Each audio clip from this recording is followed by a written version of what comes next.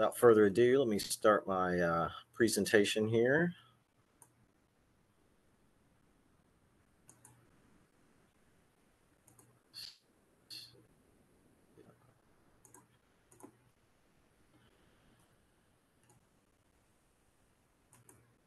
Okay, so I'm going to be discussing archaeological research undertaken at the Civilian Conservation Corps camp, or CCC camp, SP5 NP15, located within Montgomery Bell State Park in Dickson County, Tennessee.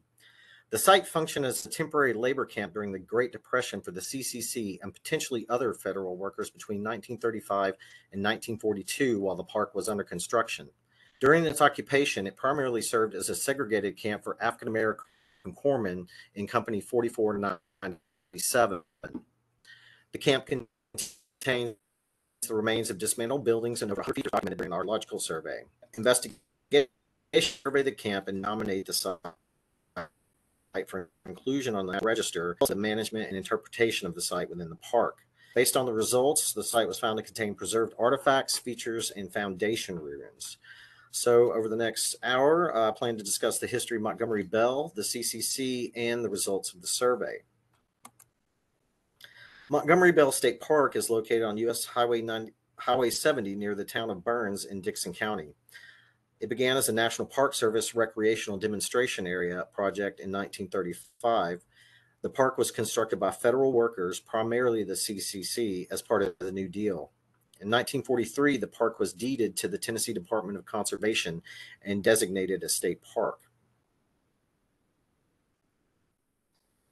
The campsite, 40 DS 110, is situated east of Lake Woodhaven in Montgomery Bell State Park, encompassing an area of about 13 acres on a hill slope dissected by streams.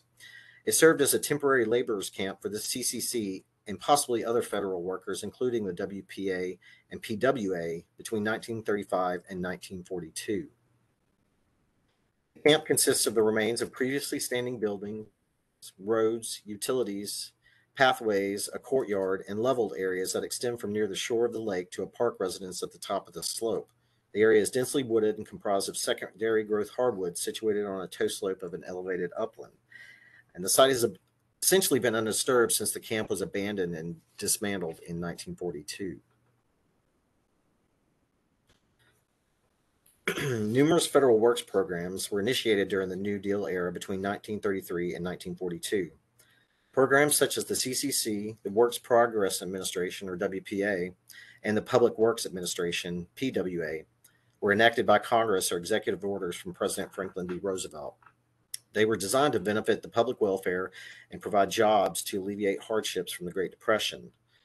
New Deal programs provided employment, health benefits, education, and vocational training for participants. Services were also provided to the community through soil conservation programs, restoration of lands and forests, agricultural improvements, public construction projects, and disaster relief. These programs also assisted with the restoration of projects at places like Fort Negley and the Hermitage, and conducted archaeological projects throughout the state. Additionally, these programs helped with the construction of local, state, and national parks, including Montgomery Bell. The CCC was originally created as the Emergency Conservation Work Program as part of the Unemployment Relief Act of 1933. The name was later officially changed to the Civilian Conservation Corps in 1937. It was created for the relief of unemployment through the performance of useful public work. The CCC worked in coordination with the Departments of War, Labor, Interior, and Agriculture. The Corps was intended to help with fire prevention, soil erosion, flood control, plant removal, insect control, and construction or maintenance of paths, tracks, fire lanes on public lands. Members were in turn provided with clothing, food, medical attention, education, and pay.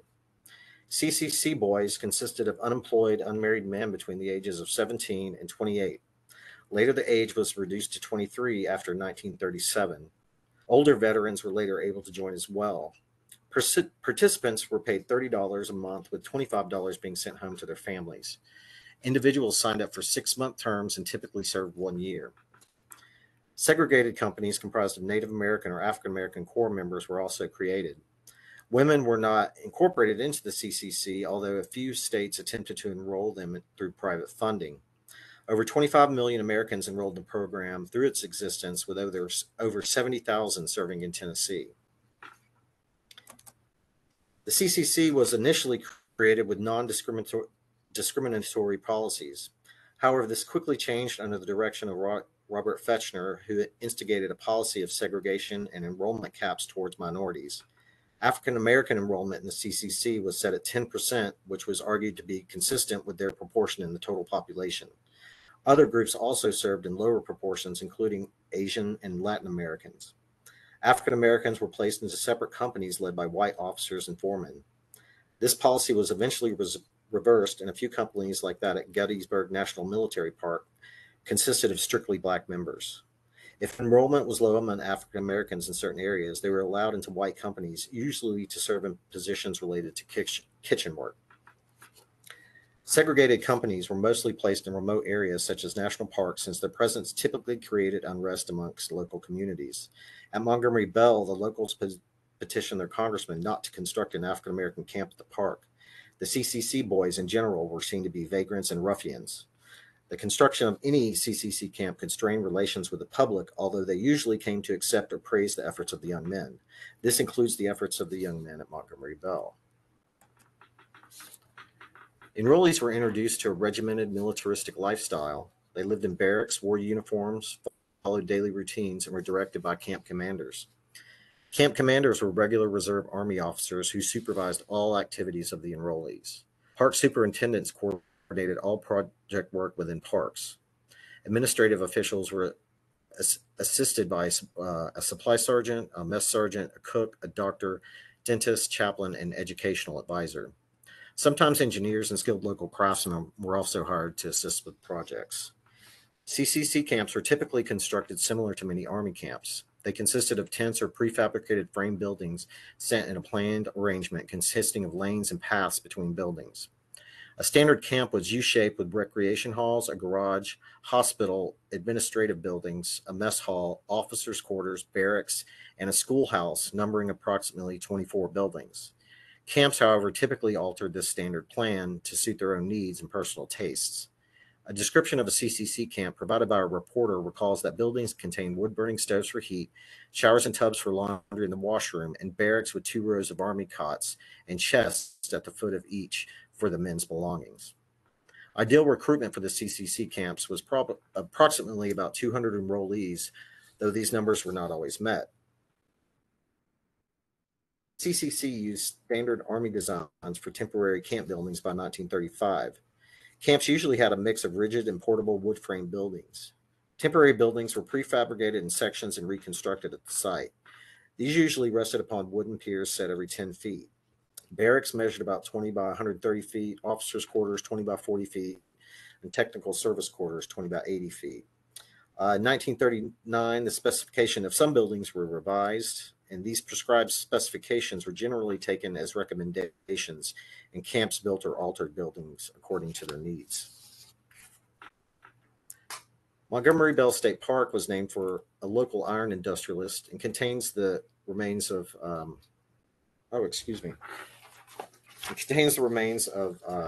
Laurel Furnace. However, I'd like to continue discussing.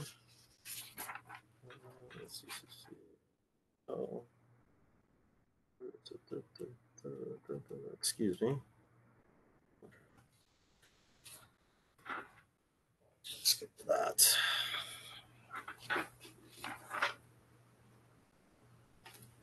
Okay, my apologies. Over 2,900 camps were constructed in the U.S. during its existence. In Tennessee, about 50 camps were constructed for the Force Corps in District C. After the beginning of World War II, new programs began to be defunded due to appropriations for the war effort. The CCC was terminated in 1942, and camps throughout the nation were abandoned. And there we go. During its tenure, the CCC helped construct many of Tennessee State's parks, 17 total, including places like Cedars of Lebanon, Fall Creek Falls, Harrison Bay, Norris Dam, and Montgomery Bell State Park, which is where I was leading into discussing its namesake, Montgomery Bell, who was a local iron industrialist and The park contains the remains of Laurel Furnace as well as several farmstead sites within its boundaries. The park began as a National Park Service recreational demonstration area project in 1935, and in 1943 the park was deeded to the state. The CCC camp at Montgomery Bell State Park was occupied between 1935 and 1942. The camp was possibly constructed by Company 1474, occupied by Company 4497, a junior African American company, and reoccupied for a short time by Company 3464 prior to the camp being dismantled. Enrollees lived a regimented lifestyle. They lived in barracks, dressed in uniforms, and had routines which were led by camp commanders. Aside from their work duties, they received an education, participated in recreational activities, and were provided vocational training at the camp. Early work at the park took place under the National Park Service and the Resettlement Administration, as well as the PWA and WPA. The CCC later helped construct Lake Acorn and Woodhaven, Group Camps 1 and 2, park roads, campgrounds, bridges, the official park office, and a park manager's residence. The front entrance and other stonework, including a water tower, culverts, and check dams, were also built. They also assisted with fire prevention, planted trees for soil erosion, and constructed an early trail system within the park.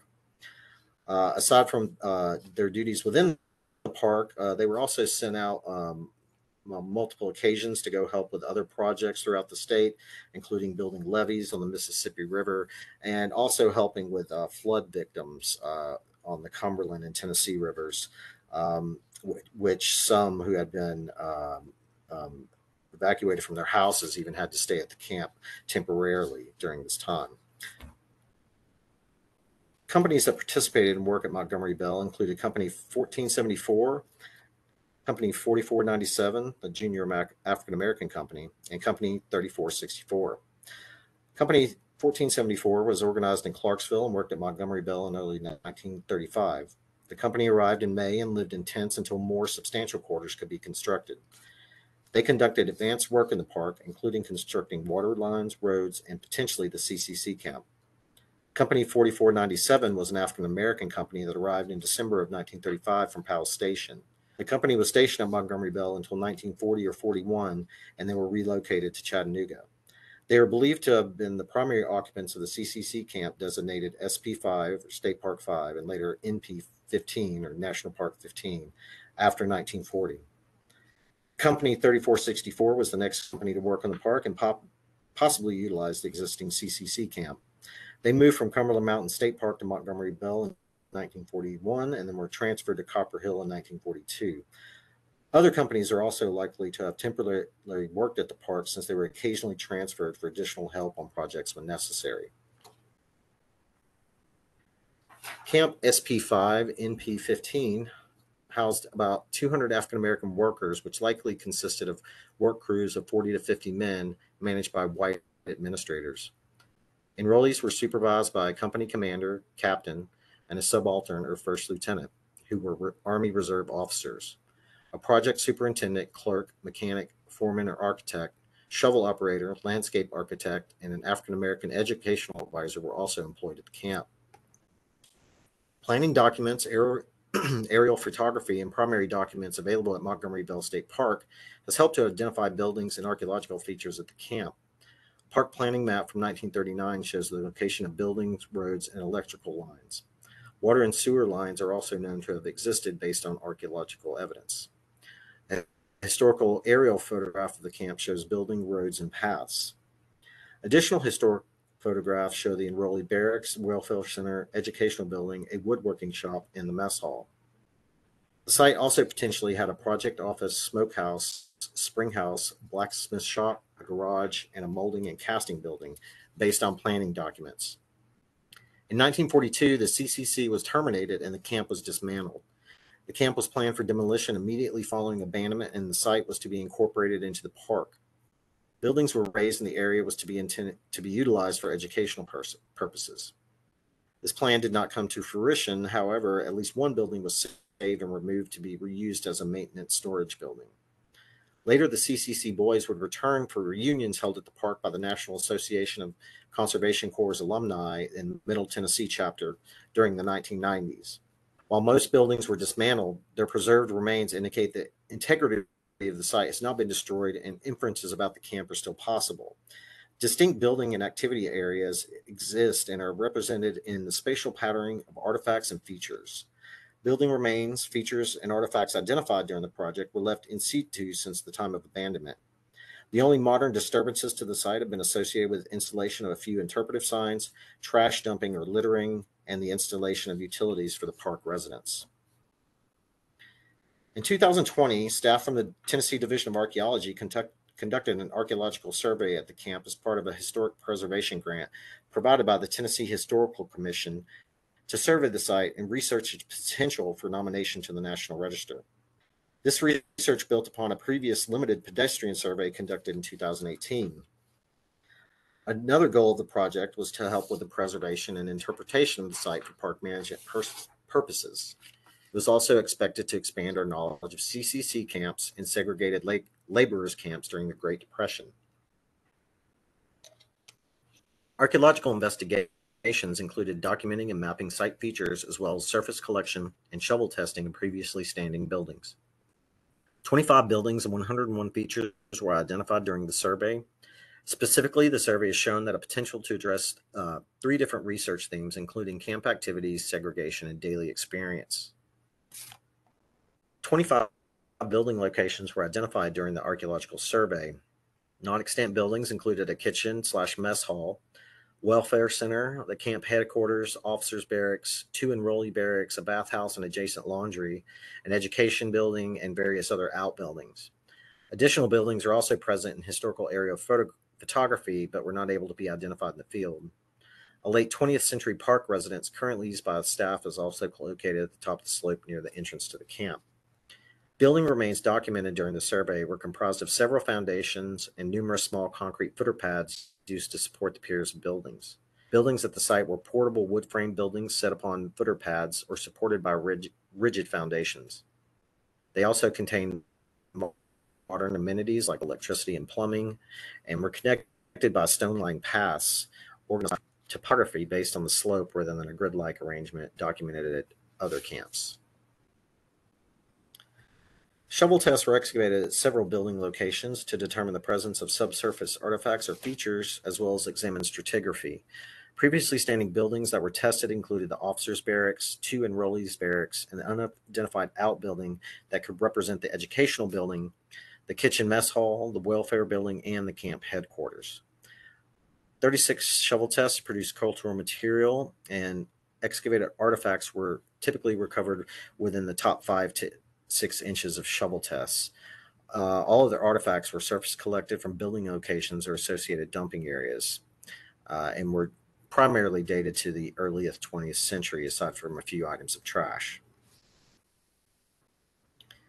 3 barracks were shovel tested during the survey, including the officers' barracks and 2 enrollee barracks. An additional outbuilding in front of the North Barracks was also tested and was possibly used as an educational building. 3 administrative buildings surrounding the courtyard were also investigated. These included the welfare center, the camp headquarters, and again, the kitchen mess hall. The officers' barracks is a stone rubble concentration located along the courtyard road. It consists of a cut limestone block pile created from the remains of a foundation and entrance steps from a previously demolished building. Planning documents and a sign erected by the park designates this building as the officers' barracks as well. Based on aerial photography, it appears to be a T-shaped building with its long axis facing the road, which measured about 80 by 60 feet at its max. Additions were larger than the typical prescribed officers' barracks, and it was also likely used to house the technical staff. About 36 shovel tests were excavated, with 12 positive tests providing evidence of cultural materials. The artifacts were associated with construction materials, heating, and dining. Items included glass, coal, ceramic, bolts, rivets, and nails. A refined ceramic fragment and glass points to possibly having a dining area separate from the enrollees. One shovel test revealed a dark midden-like deposit thought to be associated with a coal dump at the rear of the building.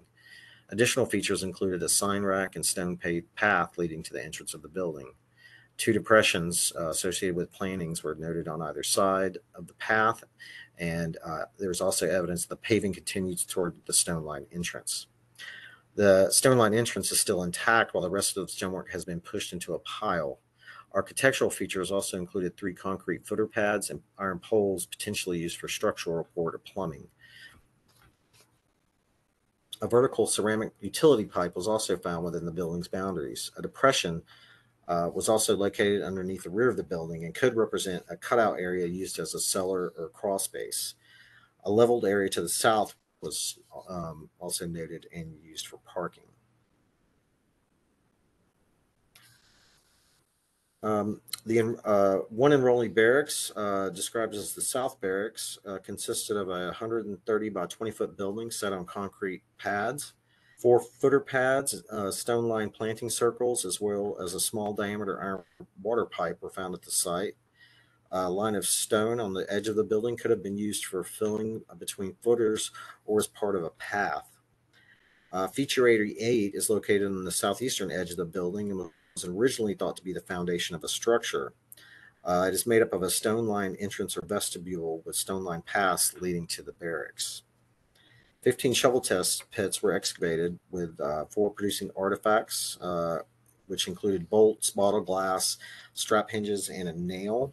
Surface artifacts were also collected, including brace with 2 eyes for bolts, an iron pipe ring, washers, nails, electric insulators, soda bottles, and buttons. Buttons were marked U.S. Army and confirmed that surplus military uniforms are being issued to the enrollees. Another enrollee barracks, described as the North Barracks, was also investigated. It measured about 130 by 20 feet as well, and stone-lined paths led to entrances located on each side in the front of the building. An additional building is possibly located south of the barracks where a path abruptly ends, though no evidence could be found at the surface. Features found in association with the North Barracks included 2 concrete footer pads located at the northeast and southeast corners of the building, and shovel tests were also excavated here, finding 5 positive tests, which included a feature of a gravel layer associated with building construction, as well as coal, tinware, rivets, and bolts, mainly architectural material. Other things include rivets, broom brush cap, a boot heel, writing slate, electrical knob insulators, bottle glass, and a cologne bottle. The writing slate could be associated with Building 17, which is believed to be the educational building, based upon its estimated dimensions, which measured 60 by 20 feet. Building 15 is located west of the camp courtyard. The building measured 100 by 40 at its maximum and was identified as the Welfare Center, which housed the library and canteen, and as well as recreational area for the enrollees. A single concrete footer pad was located near the northwest corner. There was also a concrete walkway that led to an entrance, and a line of stone, possibly used for lining piers, was located on the southeastern portion of the building. 2 stone line planting circles were at the front entrance, and stone line paths around the building and led to 3 front and 2 rear entrances.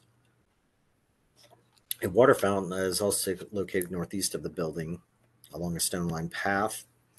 And structure 2, a possible storage outbuilding, is situated in front of the building along the courtyard road. Excavation of 12 shovel pits produced artifacts from several of the tests, including things like spikes, nails, coal, bottle tops, knob insulators, loose fasteners, and other bottle glass fragments, which included liquor bottle fragments. Other surface collected objects included ceramics, milk bottle glass, insulators, and window glass.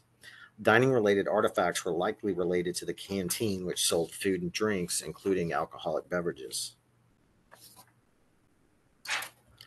Building 11, or Structure 11, is located east of the courtyard. And planning documents label this building as the headquarters, which included the storehouse and dispensary. The building measured 80 by 30 feet and was partially set in a leveled area. It had 3 stone-lined paths, which led to entrances, and another was positioned around the southern edge of the building.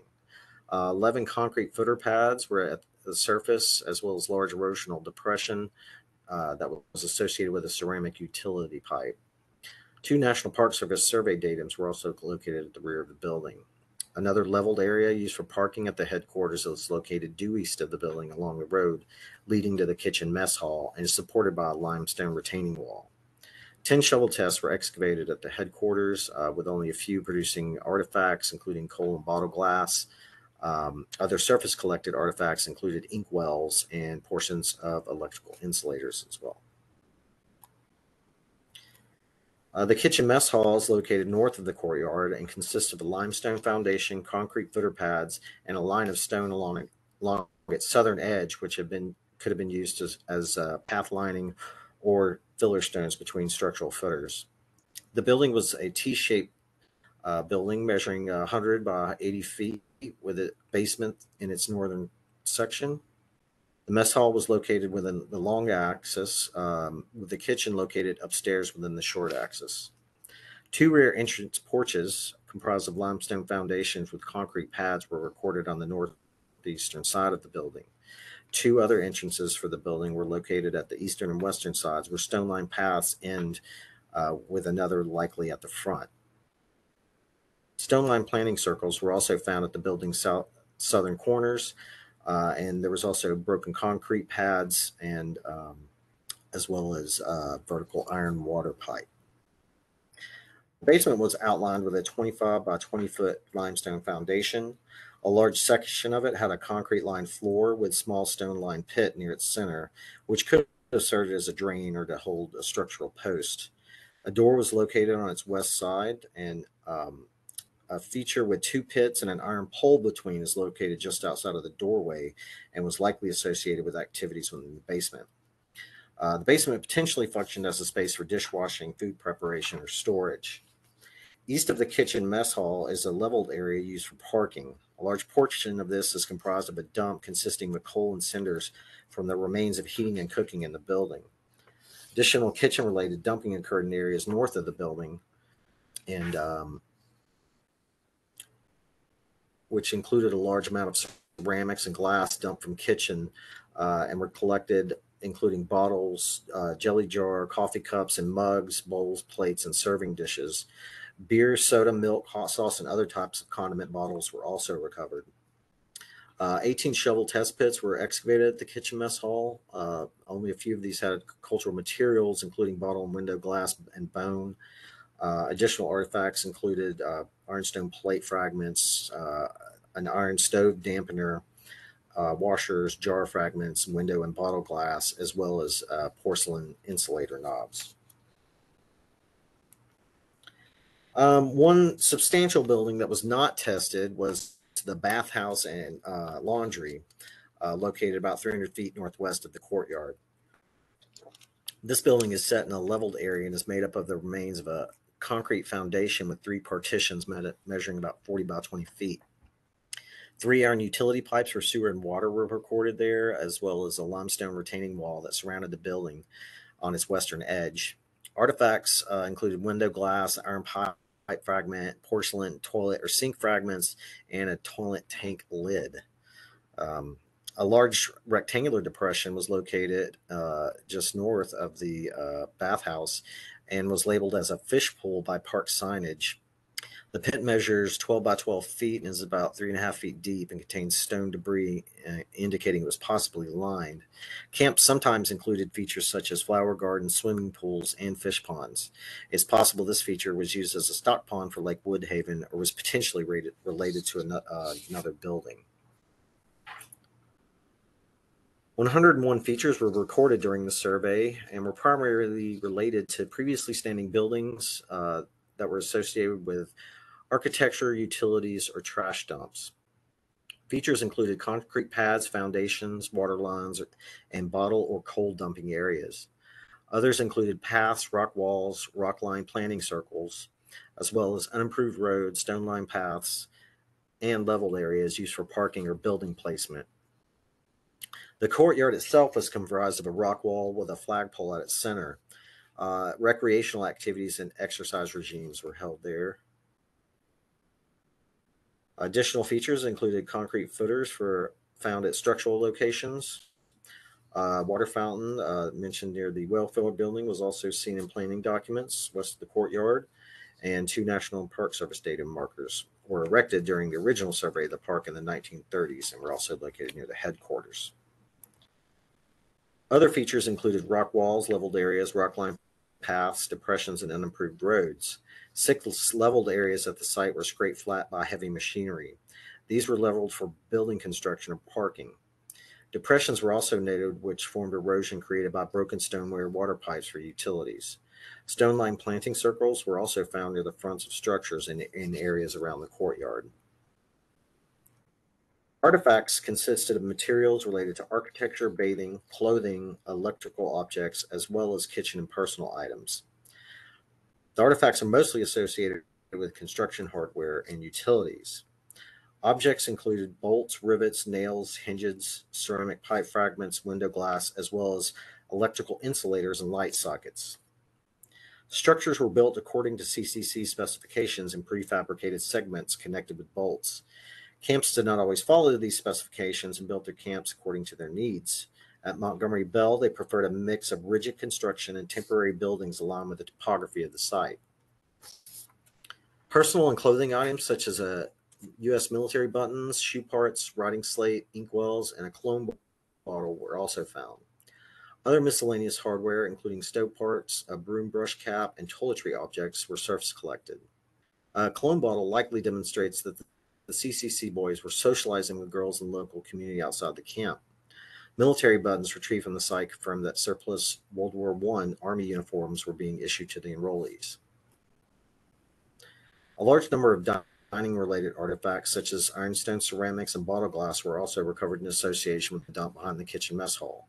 Items associated with the kitchen mess hall show that they were also dining with surplus dishes provided by the U.S. Quartermaster Corps, left over from World War I.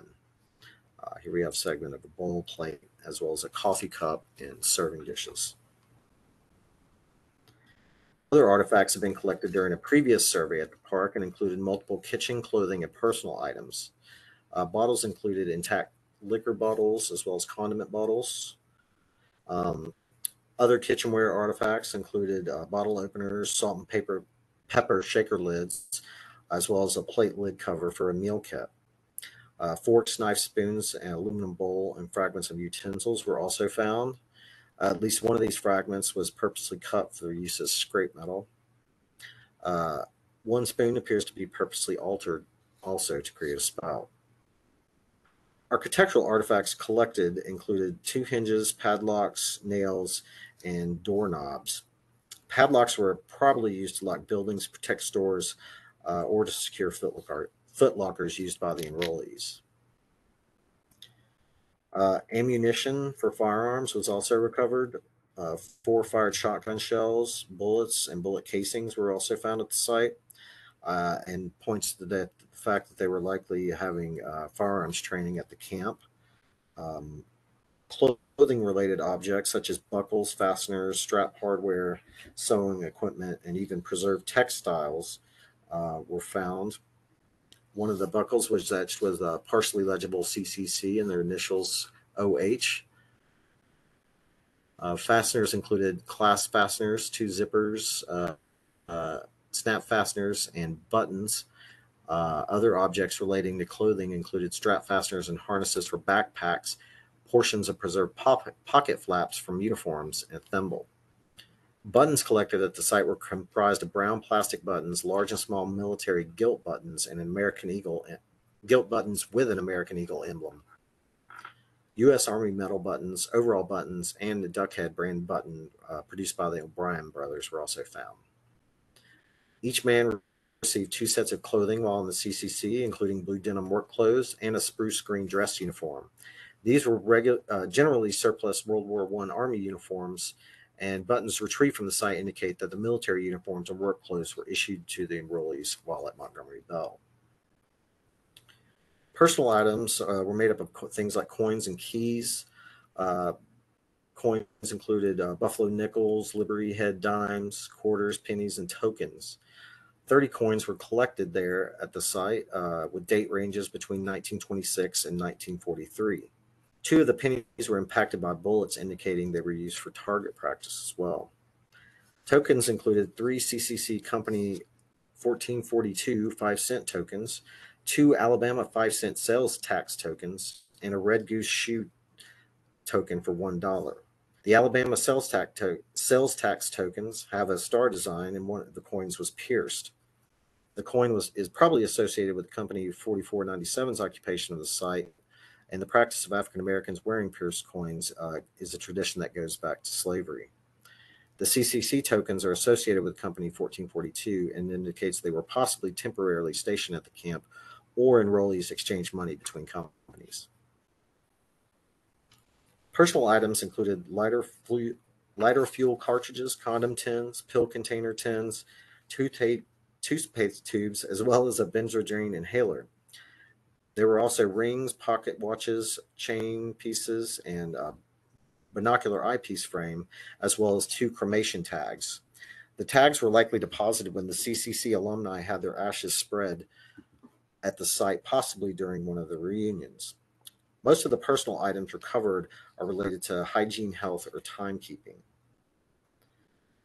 The activities items that were found at the site comprised of artifacts related to a wide range of activities, including construction tools and a number of miscellaneous hardware items such as hooks, chains, or rivets were collected.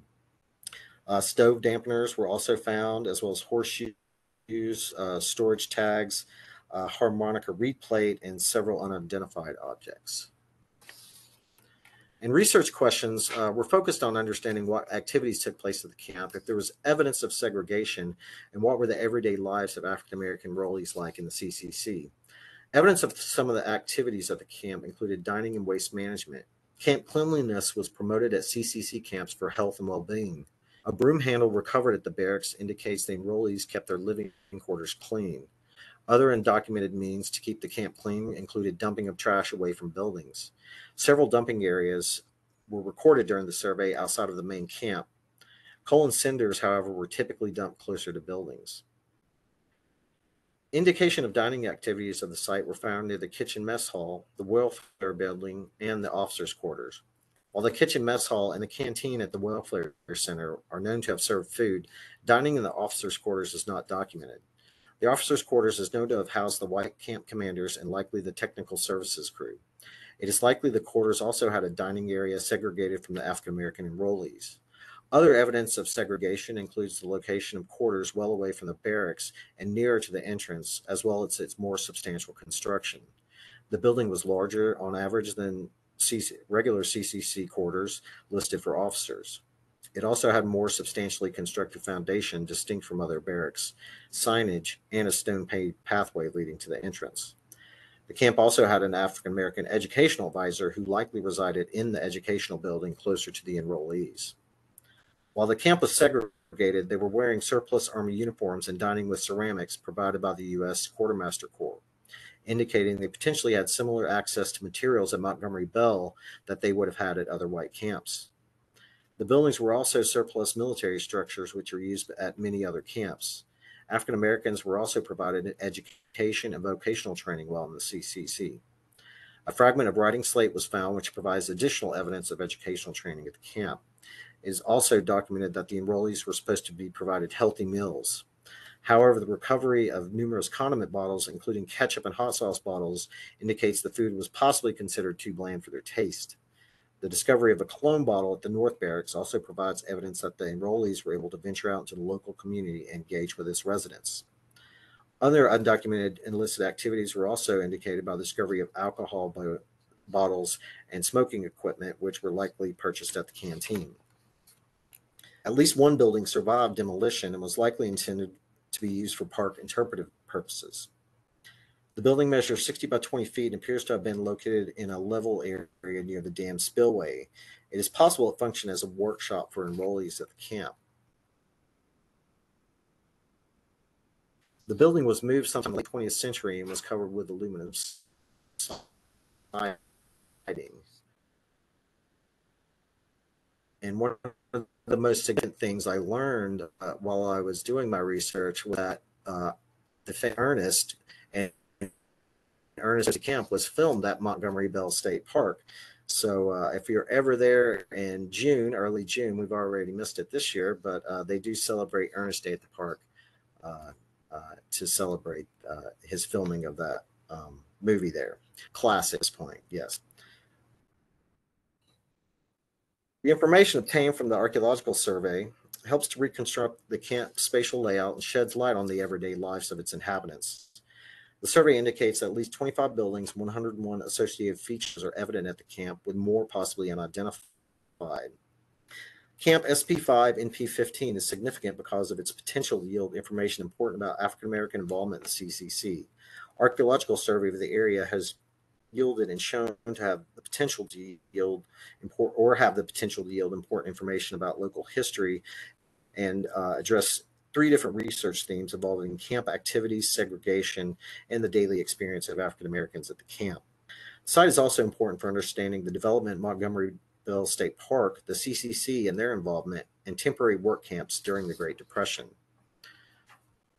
And just to finish up here, we've recently been able to put together an artifact display now at the Visitor Center at Montgomery Bell State Park, with also an interpretive sign, which is not in the photograph, but if you're over there now, you can go visit and see some of these artifacts I discussed. Also been able to nominate the site to the National Register, and this has been approved by the nomination committee and is being sent out now to be approved. So hopefully we'll hear back from them this summer and have this site nominated to the register. And with that, I'd just like to thank everybody, including those on the nomination committee, as well as Tennessee Historical Commission, the Tennessee Division of Archaeology, and Montgomery Bell State Park for helping make this project possible. And that will end that. So if anybody has any questions, I'd be happy to take those now. Thanks, Dan. That was a really great presentation. Enjoyed that. It's really interesting, I think, to look at these more modern or more recent sites from an archaeological perspective, especially those that are from or those of underrepresented peoples in the archaeological record. One question I have. Yes, and here soon we're going to be having the centennial of the CCC, so I assume these sites are going to become more and more important over time. Indeed, yeah. One of the questions I had, maybe to start the Q&A here, is I know you tested only one CCC camp here, but what continuity in material culture do you see from camp to camp? If that's something you saw in the literature you could speak on as compared to the Montgomery Bell camp. Well, as far as Tennessee, there has not been a lot of survey concerning specifically CCC camps. There has been some investigation, but the artifacts in general are typically related to things like architecture. So these bolts and rivets, electrical items, things that they've left behind are usually going to be the primary artifacts found. Personal items like I've recovered, as well as kitchen and dining in areas near the mess hall. But yeah, there's more research to be done at these sites, and I think that, again, I think their significance is only going to increase as time goes on. So. Right. Thank you, Dan. I'm going to toss over to Megan. She's been monitoring the chat box to see if we have any questions from our audience. Yeah, we've got some great questions. One question, I'm going to kind of combine these two, but actually, so was there any oral history done or performed trying to document the experiences of men who lived at the camp? If not, are there plans to do so? And then one that kind of ties into it, was it part of your research designed to work with the descendant community? And if so, what did you find? That's a great question. The initial work that we were trying to complete did not have that as part of its initial research design, but that is something that I would like to incorporate. As of now, as I mentioned in my discussion, there was cremation tags within found within that area that was likely deposited there during some of these reunions. So it's possible some of these gentlemen are still alive, but again, as time goes on, we're going to lose more and more of that oral history. But I think, trying to locate some of those members, it's possible, but it would need to be done through the CCC alumni would likely be the first step, as well as any members that took up residence around the park after it had been constructed. But no, as of yet, no. But yes, in the future, that is something that we should work on. And I think there's more research to be done at this site. And I think the park wants to continue that interpretive approach to help understand it, because it's so integral to the formation of some of these state parks, including Montgomery Bell. Mm-hmm. And following up with that, is the site open to the public or part of the park as a tour or part of their interpretive programs? We have given tours through TDEC, but as of now, there are no specific tours scheduled, but we perhaps will do that again if there's an interested audience. Last time we didn't have that many participants, but it's the timing with COVID and everything like that. So hopefully we could try to do that again and get out there. But the site is section of it is open to the public. It is a park, but if you'd like to take a tour, I'd say talk to one of the rangers or keep an eye out on our webpage for any tour announcements. Okay, great. At the beginning of the presentation, you mentioned how there is a negative perception of the CCC, but generally grew to be accepted and positive after their establishment. In your research or your excavation, did you discover anything that would support and demonstrate a change in that perspective? Yes, there was some information in newspaper articles that my colleague Lacey Fleming was actually able to help me pull together. There was some strife and things like that with between the public. One man actually there was a incident of murder on the side of the road with one of the CCC boys who was sentenced to prison.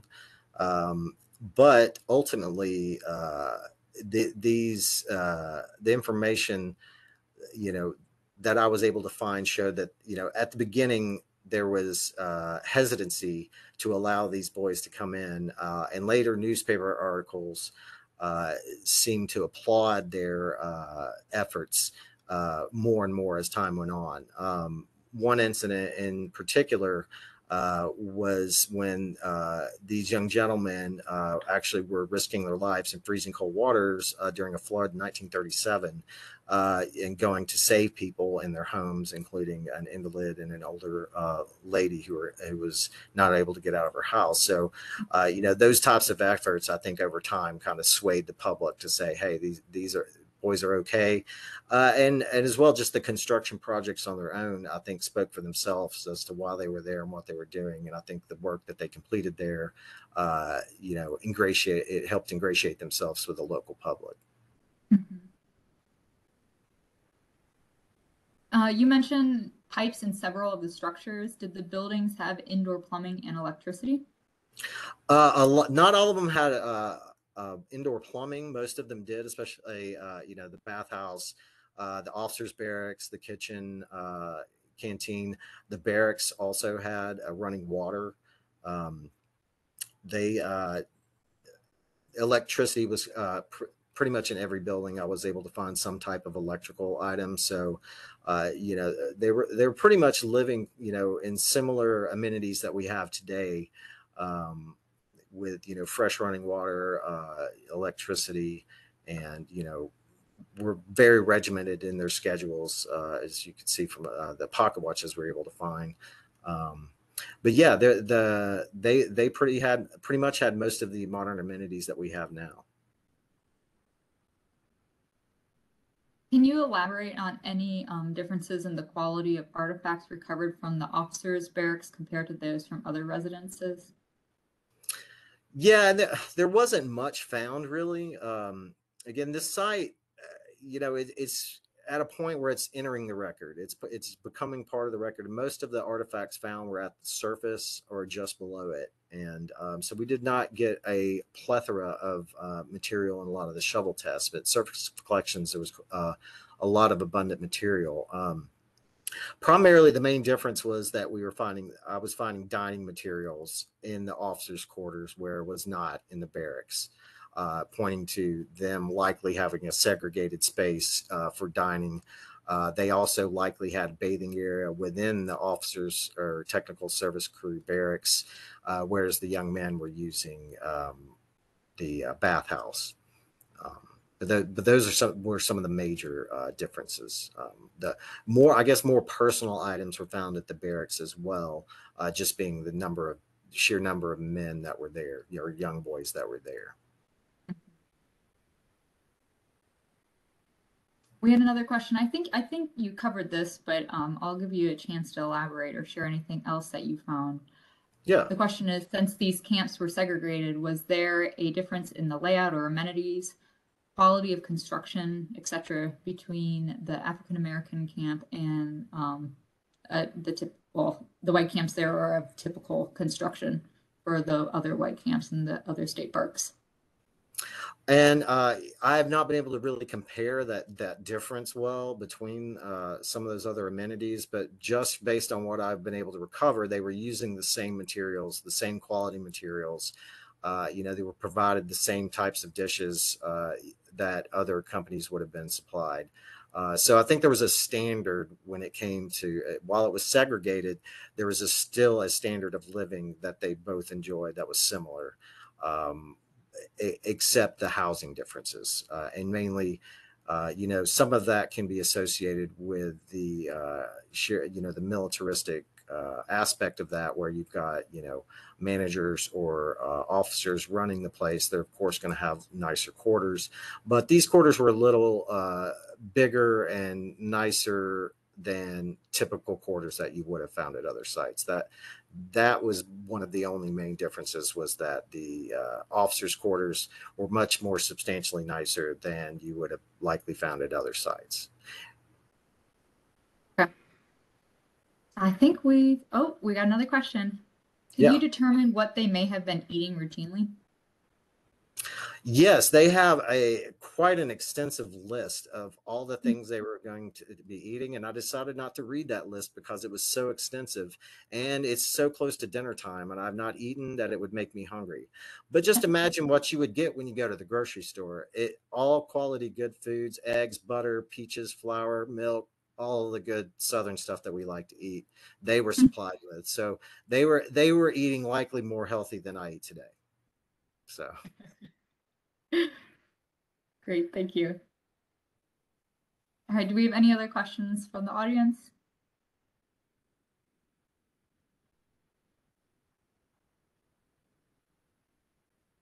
All right. We don't have any call-in users, so yeah, I'm not seeing any additional questions in the chat feed. I think that concludes our question portion of the presentation. Well, thanks, Megan. Right. Dan, let me ask one last question just to wrap it up here. So one of our audience members asked about work with alums of the CCC, either at this camp or otherwise, and descendants. You talked about next steps in research. What would be the next step of research at this specific CCC camp? Would it be testing an individual structure more exhaustively, or more archival research, or how would you approach a next phase of research at this camp? Yeah, I think there's more archival research to be done, primarily, and as well as some more, testing in areas at the park. Maybe some more expansive test units could help answer some further research questions. But I think really the next step is, yes, getting that archival research nailed down. Most of the primary material I was able to get was from Montgomery Bell State Park. So there's plenty of archives and resources that still haven't been looked into. So yes. Well, great. Well, Dan, thanks again for presenting tonight. We really enjoyed the presentation. It's great research, interesting research, and look forward to seeing where it goes next. Thanks everyone for attending tonight. We appreciate your continued interest in our Third Thursday series, and we hope to see you next month, which I'm going to pass back to Megan, and she'll tell you about the next event and wrap us up here. So thanks everyone. Thank you. Thanks, Phil. Just shared my screen there. Should be popping up here momentarily. Again, I just want to thank everyone so much for joining us for our monthly virtual lecture series. We're hosting these once a month on the third Thursday of the month through October. More information can be found on the division's website under current research in Tennessee Archaeology, and I posted that link in the chat box, so you should have that.